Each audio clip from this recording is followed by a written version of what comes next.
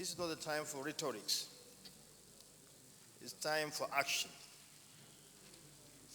It's time to find solution to the problem facing our economy.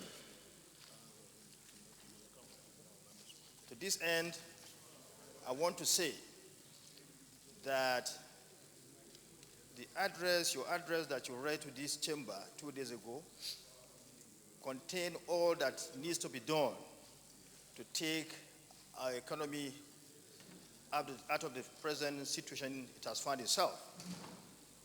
It contains important recommendations, 14 of them, all encompassing and all inclusive. But the irony is this: ours here is to give authorization through legislation to those who are the managers of the economy. We don't manage the economy ourselves, but we authorize how things should be done. To this, I do not have much optimism, even though there should be optimism. We should do anything to encourage everyone to come on board to help in providing solution to this problem. I say this because when the president brought the 2016 appropriation bill to the National Assembly, we're all elated, we're all happy, because it contained components that were critical, that were very important in stimulating the economy, because we foresaw this problem have been issue. We foresaw this problem, and we knew urgent actions need to be taken in order to forestall the occurrence of this problem. That's why we're very happy when we saw that the bill brought by the president at that time contained a very large capital component, which was essential to making sure that we pump money into the economy, to the critical areas that are needed, particularly areas of building our infrastructure in a way to develop our private sector and diversify our economy by way of encouraging and creating a development environment for areas like agriculture and solid mineral to thrive. But what happened after the passing? Because we work on the budget and then we improve on what the president brought. And the budget was passed. And we had the thinking that the implementation will begin immediately. But it never occurred. There wasn't much, the monies were not released as when due. And there were a kind of, I don't know, it's really surprising. They were not serious. Those who were to manage the economy, they were not serious. I know there are good people out there amongst them. There are nice people who are serious. And then, of course, we know the president has the political will. He wants to see that things are done properly. But there's something wrong in the team that is managing our economy. They didn't do the right thing at the right time. And then we got into this problem.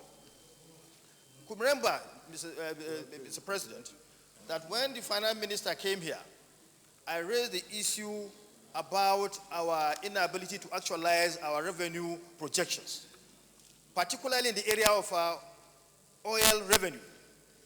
Because we saw the problem that although we targeted oil production of 2.2 million barrels per day, but at that time, there was a big shortfall because of the violence in the Niger Delta. I asked her personally that, what are you doing to make sure that this problem is solved? But she wouldn't give me an answer. She said they are doing something. What are they doing? As we speak, our production capacity, we're talking about a short-term solution. How do we get money? How do we pump money to the economy? How do we have money to pump into the economy, to rejuvenate the economy, to stimulate the economy, to inflate the economy? That's the issue. Of course, these, like the issues raised by the CBN governor, they are capable of solving this problem in mid-term and long-term basis.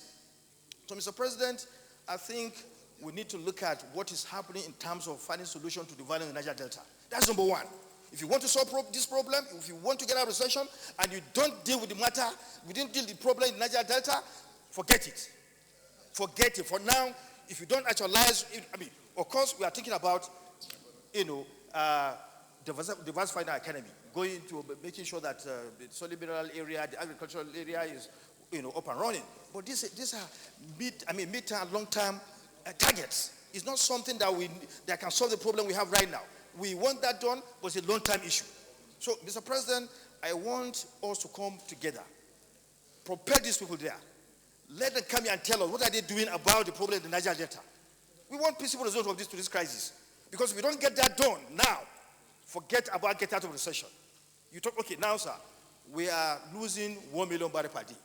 The first time the vice president came, he told everyone, he told the country that we are losing 1 million barrels per day. Last week he came, he told us that we are losing 1.1 million barrels per day. Take it that we are losing 1 million barrels per day. It means we are losing a gross revenue of $45 million per day. And we are losing a revenue of $1.35 billion per month. And when you go to these boys, they know these boys very well. We know them. Call them back. You cannot be chasing a peanut and then leaving an elephant to die.